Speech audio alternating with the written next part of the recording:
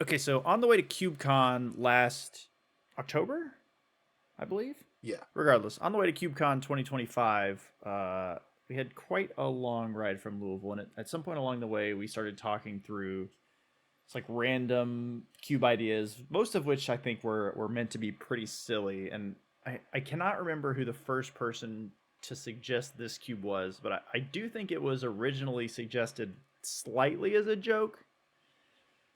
But then, we talked through a little bit and actually it kind of came up with some solid ideas for it. And then Joey kind of took those ideas and ran with it. Right. I've always enjoyed low curve cubes. I've talked about that in our conversations before. I like low ball magic, and what could be more low ball than this idea of dealing damage one at a time? Right. Death by a thousand cuts is the common turn of phrase that kind of inspired the idea. We knew right away we wanted to pick a number different than 20. We have played it so far at 10. We're going to try out a couple of different numbers, but overall it felt good at 10. We're just testing out other numbers to see if anything feels even better. So the idea is everything deals 1 damage, every creature is at most a 1/1, and there's no way in the deck to deal more than that 1 damage at a time. So death by 10 cuts currently, but Yeah. Well, we maybe did come up changing. with one way, right? There was the one. What's the name of the spell that when you discard it, it does 5 damage Yes. to your Psychic opponent? Barrage is currently in the cube, and there is. It's a blue sorcery for 1 that normally deals 1 damage, which is very nice to be able to have that effect in blue. And it deals 5 if your opponent makes you discard it. However, I didn't think there were any ways in the deck for that to happen. It didn't end up coming up the time we played, but for example, if you look in the black 2 drops, we have Unscrupulous Agent and Skullcap Snail. These are effects you might assume are in the cube. Relentless Rats, or is it Relentless Rats? Ravenous Rats style Ravenous rats. effects. But Exile is even better because then it doesn't have the chance of giving your opponent any graveyard synergy, doesn't trigger their madness cards. So these cards would be in the deck in the cube over Ravenous Rats anyway. But we did someone did point out that Piracy Charm, a blue instant, one of the 3 modes Yeah. is Okay. target player discards a card. So theoretically, if your opponent discards a card, they could discard Psychic Barrage and it could deal 5, which means one of the 2 cards needs to be cut. Since cutting Psychic Barrage will open up a bunch of other cards that could go in, I'm going to cut Psychic Barrage. Also, they achieve the same thing because the Piracy Charms +2/-1 is the same thing as dealing 1 damage. The idea is that both of these are blue removal spells, which there are not a lot of, so it's unfortunate to have to cut one to facilitate the other. You could argue that maybe the cube is fine with 1 out to deal 5 damage to your opponent, and that's just a fun 0.001% Yeah. chance it would ever come up. But I think for the spirit of making sure everything's only 1 damage, we're going to end up cutting Psychic Purge in favor of some other stuff. Right. Right. Right. Yeah. I mean, it does seem like the kind of thing that in a world could be like kind of funny or silly to happen, but especially when you only start at 10 life, and even if we bump it up a little bit, I mean, 5 damage is a lot. So, uh, Mm-hmm. yeah, maybe just that one. But in the grand scheme of things, I think one miss like that isn't too bad overall. Right. There's a lot of stuff in here like I don't know why, but Fists of Ironwood is one that the first time I saw it just made me laugh. I guess that there is a world where the trample on this card is actually relevant with as much like instant speed removal as you have, but essentially just like green. Uh, what's the make 2 goblins card?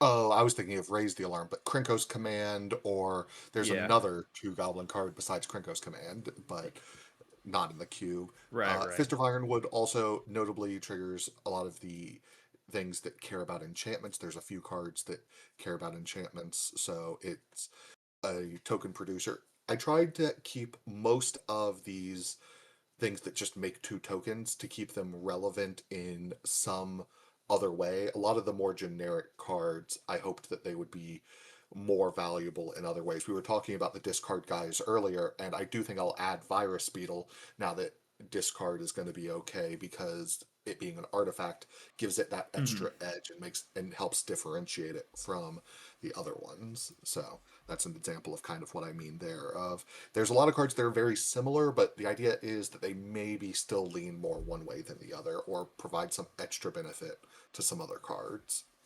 Right, right. Yeah, so I guess that kind of leads us into maybe have a quick talk about the some of the like strategies and synergies you put in. So obviously, there's a lot of stuff that you might normally see in cubes that doesn't really work here. Stuff like ramp and anything that wants to go big. Artifacts, I guess. I guess you could have an artifact theme, but what are you gonna do? It's going to look very different, though. You're Yeah, right. yeah, Right. So, of note, this is a 360 cube, so every card will be included when you do an 8-man, which means I felt fine in designing the cube to have very few payoffs for some of these effects, because the idea is that since every card's going to be included, if you pick up a couple of things that will benefit from having these packages in your deck, that's more so how I'm thinking about it, as yeah. not a theme deck. You're not building a deck to do only this thing, because that often won't get there, but having kind of these packages that you're able to pick up throughout the draft. Hmm. So the first one we would talk about would be energy. There's essentially only 2 payoffs to the energy cards in the cube. We have ones that are just perfectly fine to play: Tune the Narrative as a cantrip that maybe your Spells Matters cards could care about. There's cards like Galvanic Discharge that are providing extra energy when you play them. Uh, and Aether Poisoner and Unstable Amulet are the only 2 real payoffs. Hmm. Aether Poisoner able to make extra 1/1s, but even on its face, the idea is that either of these cards on its face is still perfectly reasonable. Right. Unstable Amulet replacing itself, Aether Poisoner making a 1/1. And Unstable Amulet also triggers a lot in this cube, I think. There's plenty of flashback spells and madness spells, things like that, that will trigger Unstable Amulet to get extra 1 points of damage in. Yeah. Jolted Awake is the final card that kind of gains a benefit if you have extra energy, because while the curve in this cube stops at 3, that's 1 more than the energy Jolted Awake normally gives you, so technically can benefit from an extra energy laying around. Yeah, but pretty high value. I think a lot of time on that card, even just if you have no other energy at all, like you said, pretty Right, 1 pretty mana good get one to back have. any 1/1 or 2/2. Yeah. Yeah. So another one we saw on the day was a sort of a mill deck, and this is not a I think a deck that I would have expected to see in a cube like this, but it makes a lot of sense just with a lot of the creatures that are out there. Right, I think S- Sidisi is the main card that comes to mind when a lot of people think about Mill. Obviously, not possible here. There's the new dragon that people will think about as well. So Hmm. there's a lot of cards that I think you get to include that you normally can't play in Cube. Narcomoeba is the main one I would want to talk about, because I think in a normal Cube draft, not flipping Narcomoeba into the graveyard is very bad. Like if you just end up drawing it, it's essentially a dead card in a lot of cubes. Right.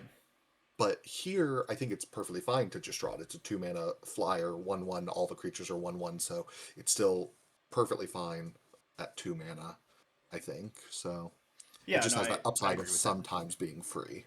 Hmm. Yeah, and I guess I never I'm really considered like you know not even traditional mill, but like surveil would trigger the narcomoeba stuff like that. That maybe wouldn't have come up back in the day with narcomoeba, but make it a little bit better here. right. And there's plenty of 1/1 creatures. Fairy Dream Thief is the example I have on the overview, but there's several creatures that are 1/1s that will have some activated ability from the graveyard, either to draw a card, to make a token, to affect the board in some way. So there are plenty of those, as well as flashback spells. So you're never hoping to flip your entire deck into the graveyard to win the game, but there's a lot of incidental value you can get from doing so. Yeah. And maybe everybody's favorite, big air quotes around that favorite archetype to play against in any cube, which is the Blink deck. Blink is a frustrating archetype to play against for sure. It is one that players are drawn to playing, though. I think any Yeah. format where Blink is viable, like I think it is one that Magic players in general really enjoy, Mm-hmm. and there are a ton of come into play effects in this cube, so it's just really finding the right balance in deck building and drafting around ways to recur those effects and the effects themselves. So there's plenty of creatures that can come into play and maybe deal a damage or give -1/-1, so effectively removal. There's drawing ones, there's ones that make tokens. So lots of abilities. The ones we talked about earlier with your opponent losing a card from their hand. Mm-hmm. So just The energy cards, lots. the surveil cards we've already talked about. A little bit of True. magic everywhere. Yeah. So plenty of effects.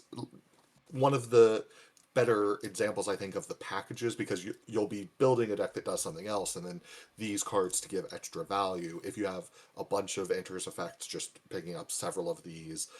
Shrieking Drake, I think, is a nice one to just reset, especially when the curve of the cube is so low. It's pretty much a free blink that comes with a 1/1. Like, obviously, you have to replay the spell, but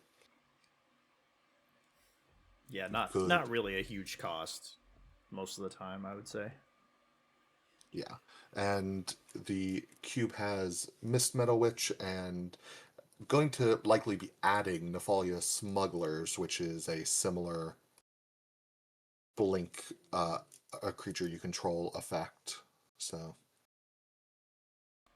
Yeah, and Miss Meadows, which has the added benefit of being able to just like take blockers off of the table too, which take blockers off the table, you can get rid of tokens, which token is a big like 2-for-1 effect in this cube. And being able to just clear those right. out.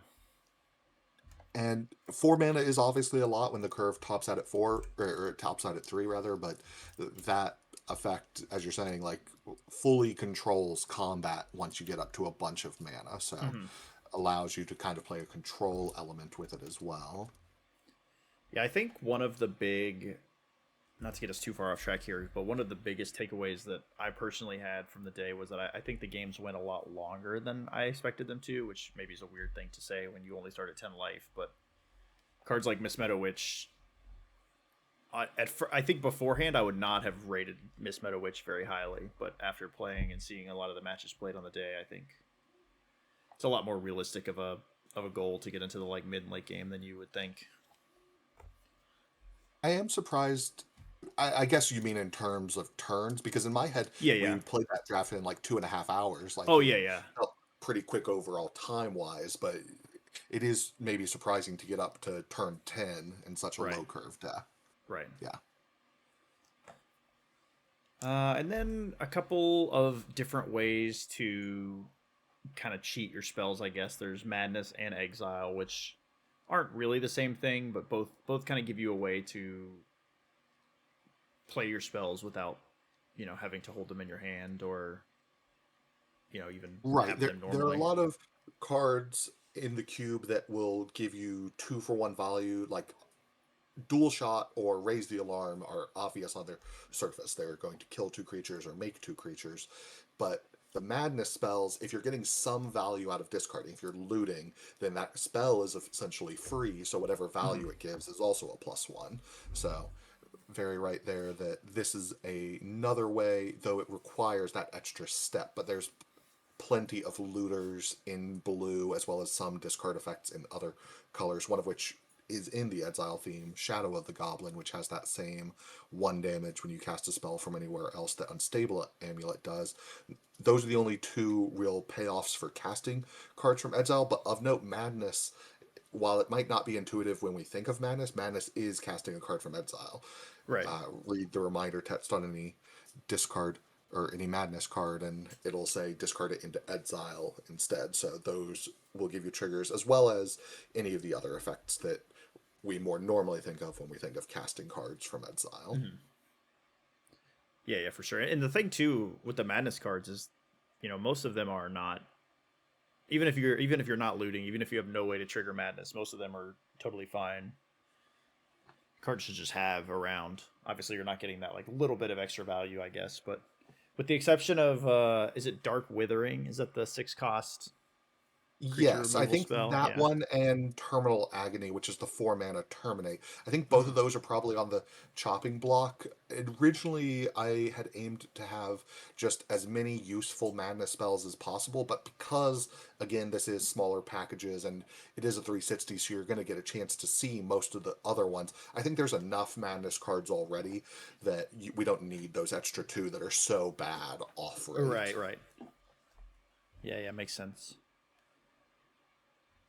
So one that I don't remember seeing, and maybe again one that you wouldn't really expect, given that we aren't doing the traditional thing you would do with a boggle, which is just loading it up with just as many little enchantments as you can.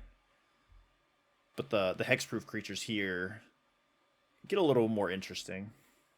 Right, I think in a normal cube, I'm always frustrated by things that remove your ability to interact with them. So, like, Mm-hmm. if there's a boggle and it gets up to 5/5 unblockable or whatever, it's like I feel like I have no agency in that game. Right. Whereas this is a cube where even if you end up loading it up with a bunch of stuff, it still feels like fair in a way because it's never going to deal more than one damage at a time.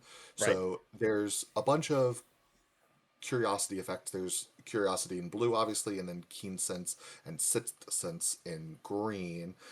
There's aqueous form, which gives unblockable and gives a scry one on attack. There's several other unblockable equipments and enchantments, as well as ones that make things just very difficult to block. Bladed Pinions is a card that came out when I was still within my first few years of playing Magic, and all my casual gameplay, I really liked Bladed Pinions. Just Mm-hmm. flying first strike. If you get put that on something with hexproof, it's pretty unlikely your opponent can block it favorably. Like they'd have to have two flying blockers to trade with it at that point. So Yeah, and there are a few ways to give them unblockable or just good enough evasion. you also, this may be the first time it's come up so far, but you really can't discount the value of first strike in this cube where everything has one toughness all the time. It's really, True. really nice thing to have. It's a big difference between what I imagine the white aggro decks and the red aggro decks look like. I Mm-hmm. saw some of the red aggro when we played the first time. I haven't seen white aggro yet, but there's a good amount of first strike and double strike in white that I imagine could allow someone to play an aggro game plan with that if they Mm-hmm. on a future run through of the cube. Right. And then a lot of what we just talked about kind of leads into the enchantress. So there's the one enchantress, the Argothian enchantress. There's enchantress's presence. The other enchantress is an O2 though, right? So we just have the one. Correct. Yeah. It's just those two, as well as Warehouse Tabby, because actually I think of black as a big one for the Enchantress theme in this cube, not because of the pump, not pump rather, but the beneficial enchantments we just talked about, but actually the detrimental enchantments. There Right. are, I think, six total. Yes, six total black enchantments that give -1/-1. So these are essentially removal spells that will trigger any of your enchantress effects or warehouse tabby. There's also one hidden in Rakdos in Riot Spikes, which similarly is a removal enchantment. So it is it has the potential to be a very controlling element, or you could play the enchantress effects in the deck we kind of were just talking about. But Warehouse Tabby is, I think, the sign that it could lean more in that controlling removal element. For sure. And then a couple of fairly, I'd say, among low value cubes, that's the Spellslinger archetype and the Sacrifice archetypes are probably two of the the more well known ones. But I do think that the colors are a little bit different than you'd be used to, because I think Spellslinger leans a little bit more into some black cards than normal in this cube. I know there's cornered by black mages. There's the other one that I can't remember that makes a wizard the instant that loots as well. Right, that one's in. Oh, yes. There's four total cards that make the wizard. You're thinking of Transpose, Yeah, that's the which one. makes a wizard in black. There's also the land Lindblom and Vivi's Persistence in red. Yeah, So a bunch of these gutter snipe like effects. I think that's a very clean comparison since normally you start a game at 20, gutter snipe deals 2, right. whereas starting at 10, these black mages dealing 1 should feel the same from all the times I saw them in play during the one time we played. They overperformed. They Hmm. felt stronger than Gutter Snipe would in a normal game in this cube, and maybe that's just because the curve is so low. I do think there's a chance that you still end up going the more traditional route, leaning into blue with this archetype, just because of cantrips and how powerful those Right. are with these spell slinger effects. But so far, they have felt very powerful. Yeah, I would agree with that. Sacri- Sacrifice as well. We haven't talked too much about the cards that were excluded for power level, but Mask of Immolation and Barrage of Expendables both felt like still really powerful, though not being as powerful as Goblin Bombardment, which Hmm. was the card I was alluding to, cut for power level reasons. They still felt really strong, and just getting to always control combat, but also have this end game inevitability by just able to throw any of your creatures at your opponent. There are several recurring creatures in black that can come back, some of them more easily than others. Recurrent skeleton, reassembling skeleton is the one that is the easiest on bringing it back, whereas something like tenacious, is it tenacious dead? Tenacious Dead. Yeah.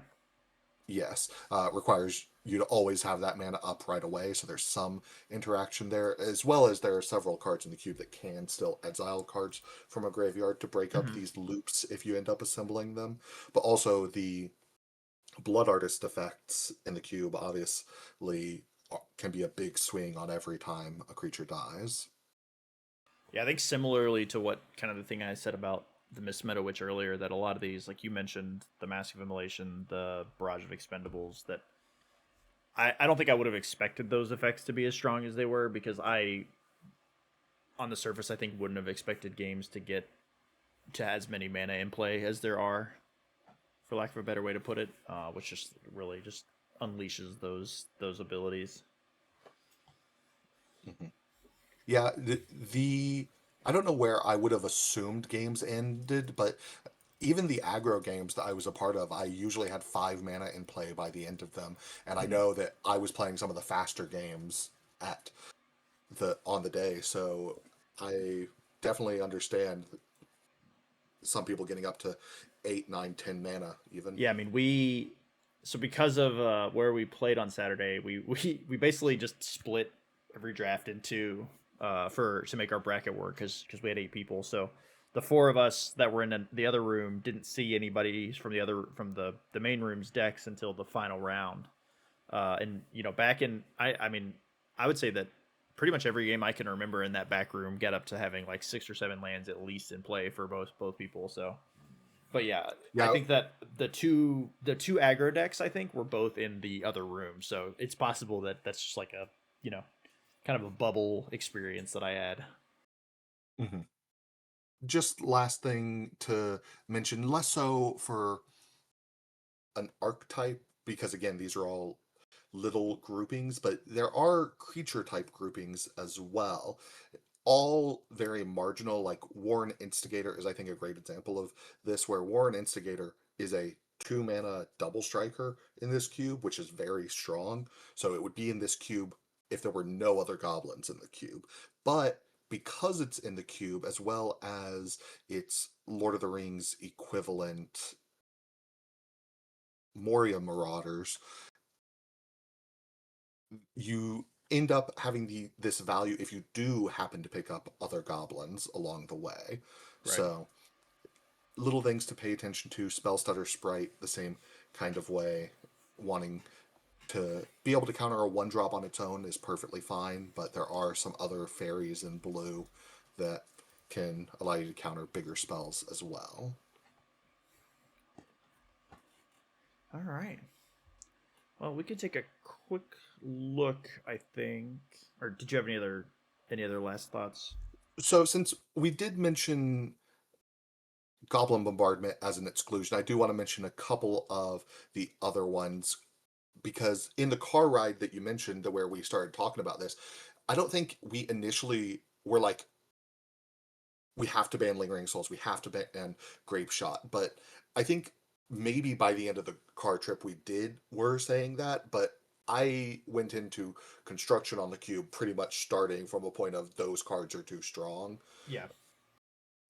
I do think that the current iteration of the cube also suffers a bit from that mindset where it's if excluding those cards meant the base level of the good cards on curve are like always 2-for-1s. The raise the alarms, just make 2 tokens.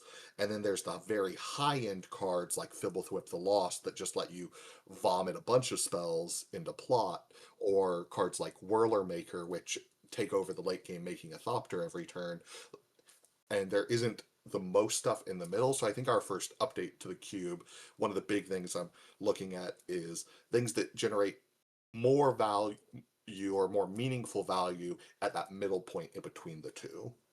Yeah, for sure. And yeah, I think I do kind of remember a similar conversation around the Lingering Souls, the grape shot of it all.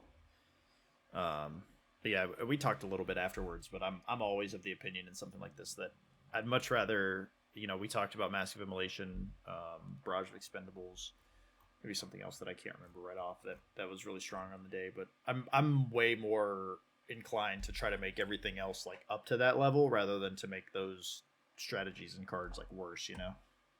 Right. I mentioned that the Black Wizard cards The wizards, that felt was the really other thing, strong yeah. on the day, and particularly Vivi's Persistence because it's an instant.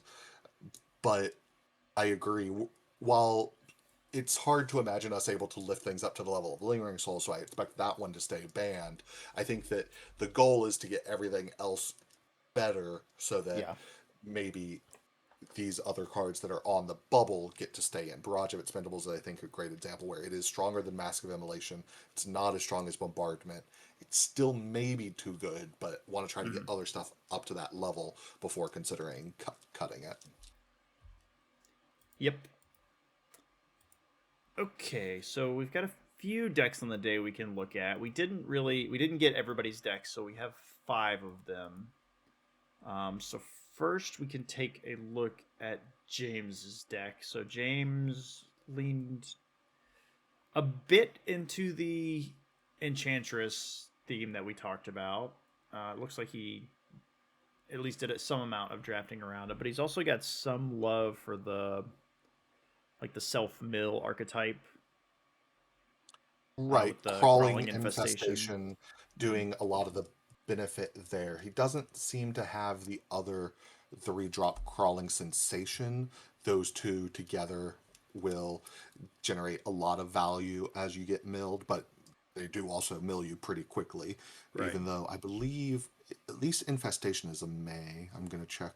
Yes, sensation is also a May, so you Okay. don't have to mill yourself once you get to the super late game, but this deck looks pretty good to me.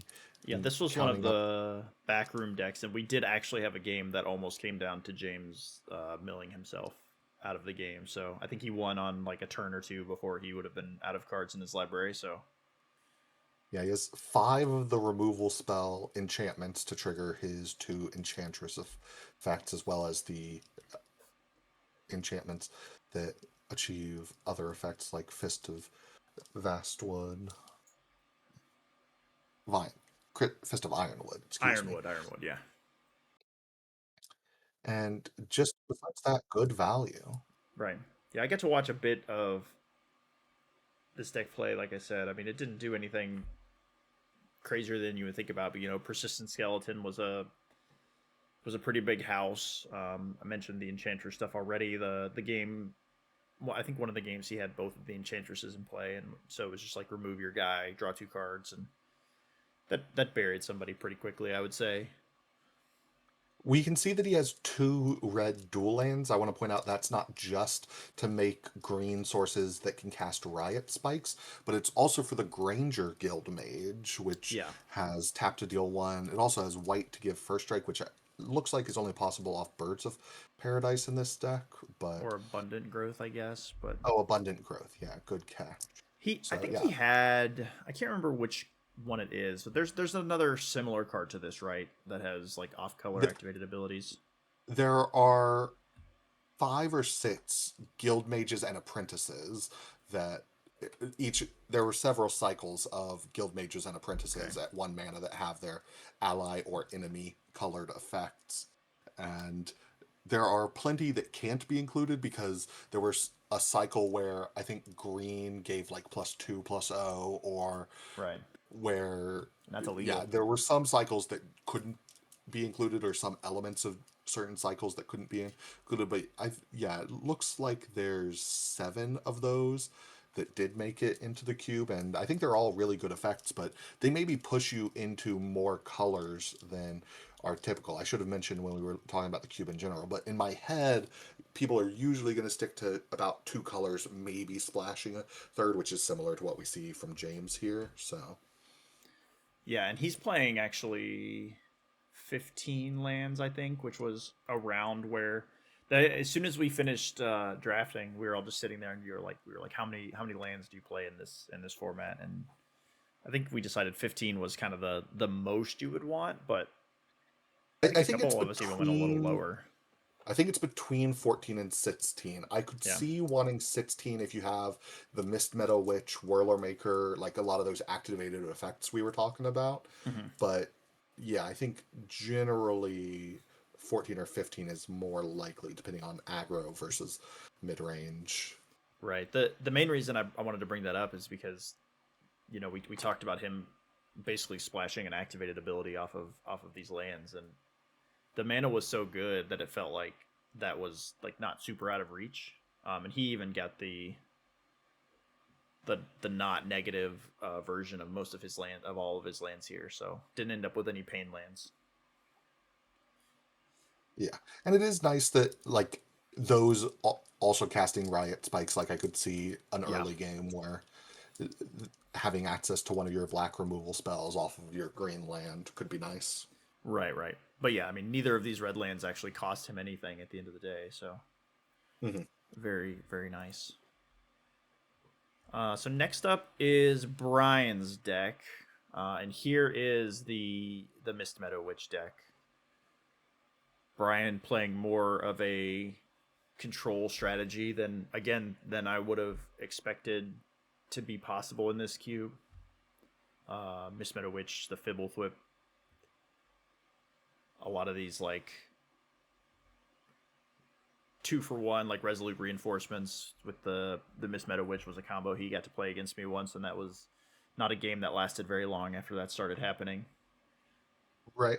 3 creatures that seem to have that high blink synergy: Home Raider, Spirited Companion, Resolute Reinforcements, oh, and Helpful Hunter. So 4 of them, all of which just say draw a card. So it was just draw a card, no other good blink ability. It doesn't seem from looking at it, but Mm-hmm. oh, okay.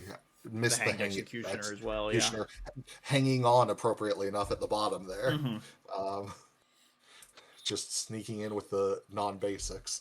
Um, And the Seachrome Coast that's just chilling up here for some reason. just switch them. Those. Brian has a very unique talent for just unintentionally creating the most deranged deck pictures that you will ever see in your life. So Oh, I have no doubt that this was completely accidental and unintentional, but just like, yeah, it's Yeah, this deck looks really cool to me. Protect the Negotiators and Karam as like on top of the blink stuff that can already kind of gotcha in a moment and lead to a blowout. Like Karam feels like a real blowout card. I know he was telling a story at the end of the draft where he was really regretting a turn where he misused Karam for what could have been a major blowout. He ended up setting himself back by accident. So I know literally the turn of that he's talking about because I remember watching it. Yeah, but I don't think it was something that actually ended up making a difference. I think he did do. I think he had casted Karam and to save his guy instead of just ephemerating it. Um, and yeah, so it I, probably that was actually the game that I mentioned earlier that James almost milled himself uh, out of his library. So I mean, when I have had a wealth of options and felt miles ahead, I also have made mistakes in the past. And if you have that many blink effects in Karam that can get you out of a situation, I can understand right, maybe suboptimally deploying them. for sure, for sure. Yeah, Wanted to mention real quick. I skipped over it. James and Brian actually. I guess it kind of tidies it up. Both of them ended up 1 and 2 on the day with these decks, which is a little bit surprising, having seen what I saw from both of them. But they did actually play each other. I think James, as I mentioned, did end up beating Brian in 3 games. But yeah, it featured that one really long game. That I mean, extremely shocking to me in a cube with this premise.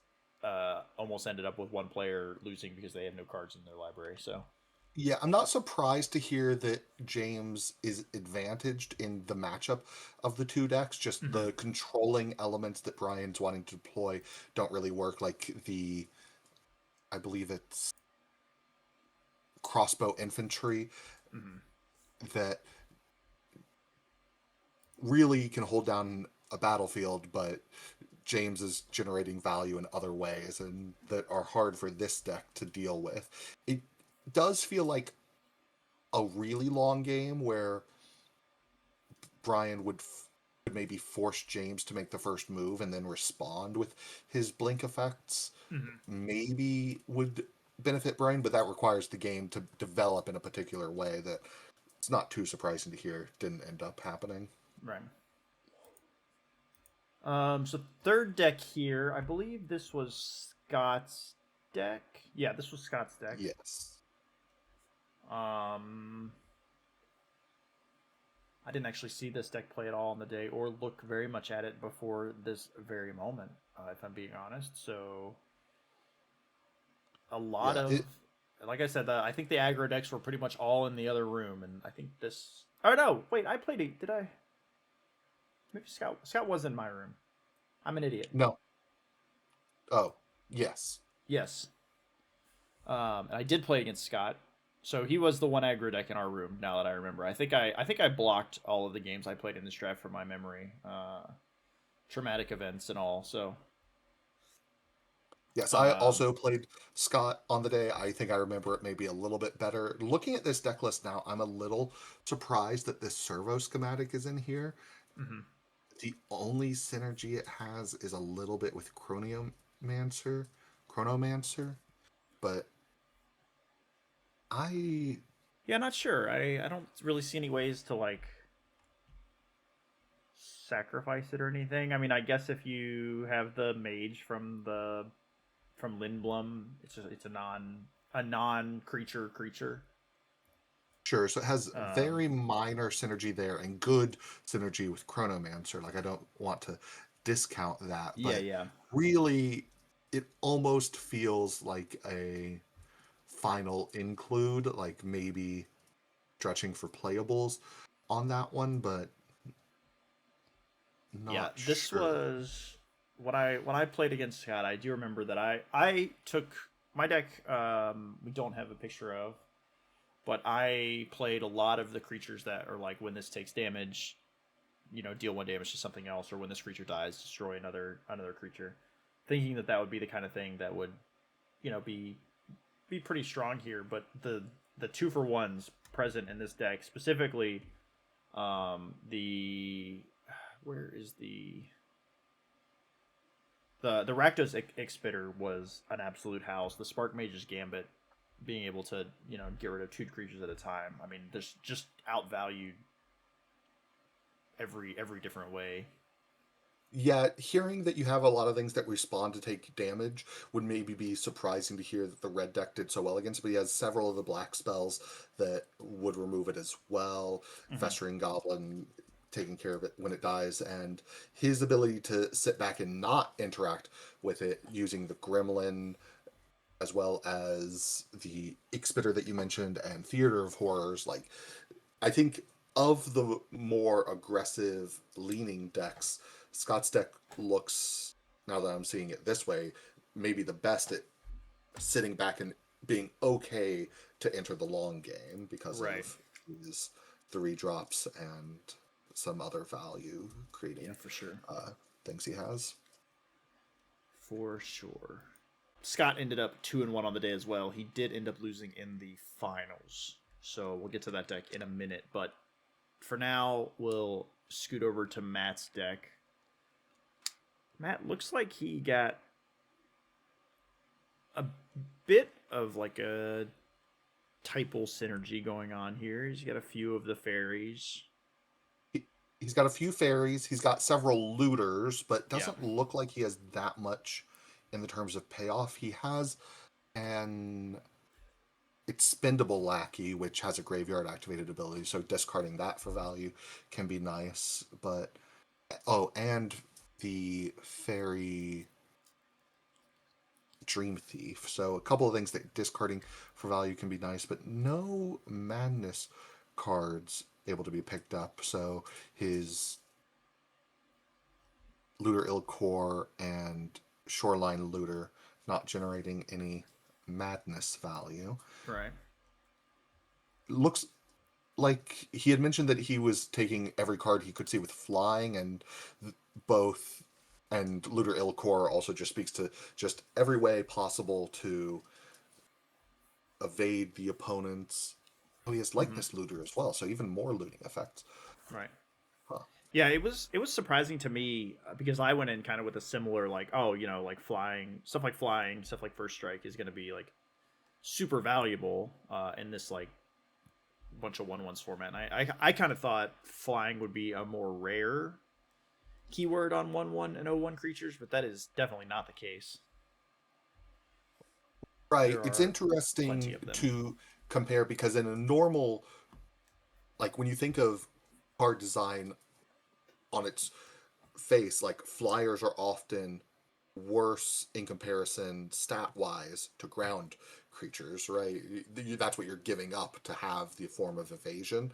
In a cube where everything's 1/1, you would think that that evens that playing field, but still, like comparing a 1/1 flyer to Resolute Reinforcements, Raise the Alarm, that's still 2 power worth of creatures entering as opposed to 1. So in my head, the ground race, like you can fall behind in the race focusing on flying, but he has all the control elements to help back himself up. He has so many removal spells. Agree. He has Fleeting Distraction in his deck, which I consider a card that is probably just a cantrip in his deck, but Fleeting Distraction is -1 power draw a card, so able to instant speed like combat trick, taking away your opponent's power, so whatever you block them with kills it. Very powerful kind of removal, 2-for-1 there, but need a creature untapped to get into combat for Fleeting Distraction to be good. So it definitely matters if Matt's opponents ever were able to put up a block in the air, but yeah, just very straightforward deck. Looks like he has more removal than I would say would be average, so it makes sense that he was able to contain the troublesome permanents. Yep. How did Matt end up on the day? Matt ended up 2-1. Yeah, 2-1. Yeah, makes sense. Some good, powerful stuff going on here. Okay, so the last deck we have is your deck. And then after telling us about how he expects everybody to probably play two colors, here we have Joey with 15 mountains in his deck. Yeah, I third or fourth picked Die Young. I had three of the Rakdos dual lands. Like, I kept thinking I was going to also be playing black. I feel like there was something besides the early Die Young that made me lean that way. I obviously have a couple of hybrid cards that are black red, but I feel like there was one other black card I picked up early that made me think I would go into black. And just every time I saw a pack that had a good black card, it also had a as good or better red card. So in my head, I thought that there was a chance I was somehow the only red drafter at the table when Yeah. some, but it wasn't even that stuff was wheeling though. So I eventually by middle of pack two knew other people were in red, and I was thinking that because it was in pack two where I picked up a bunch of these duels, I was like, maybe the pack distribution, there was just a bunch of red cards in these packs, and I'm going to get rewarded for the discipline of taking all these red black lands. And because pack three will be dry on red, but I'll have this stuff ready to go into black. And that still did not end up happening. I stayed. Yeah. Uh, like I said, I had the dual lands. I could have played the Die Young and something else pretty freely if I needed to, but ultimately there wasn't anything here that I felt the need to cut. I actually did still end up having one too many playable at the end of the draft and cut the Goblin Motivator, which leads me to believe Goblin Motivator, it's a 1 mana 1/1 that can tap to give it then haste. Maybe there's a chance that if it wasn't good enough for this deck, maybe that's a sign towards that card. I'm not saying I'm 100% correct in having cut it, but it was the Yeah, card I maybe. decided to cut. Yeah. It's Um, surprising to me. You mentioned the hybrid cards, and I was just looking through the list real quick while we were talking, but it's surprising to me how many of the Rakdos and Boros cards are essentially just mono red cards. So Rakdos has one, two, three, four of its seven cards that are actually hybrid mana, and then Boros I think has two of the four. So you yes, do get a lot of like potential to play these like monocolored decks. I feel more so than you would expect. yeah, you'll see that in actually all the multicolors. Selesnya, three of the four cards, two, but soon to be three of the Orzhov cards, two of the four Golgari cards. It was a purposeful decision in the construction of the cube to include a lot of hybrid cards, mainly because there's not as many colorless cards as are Mm-hmm. in a normal cube. So Right. I think artifacts in a normal cube can kind of be space filler and kind of save someone if picks come up without their colors in them. And knowing that there weren't going to be as many artifacts, colorless artifacts in this cube, made me want to include as many hybrid mana symbols as possible to still allow people to get playables uh, in most picks. Right. Yeah, That I was a think. bit on cube construction, but Yeah, you know. But yeah, I mean, this looks great.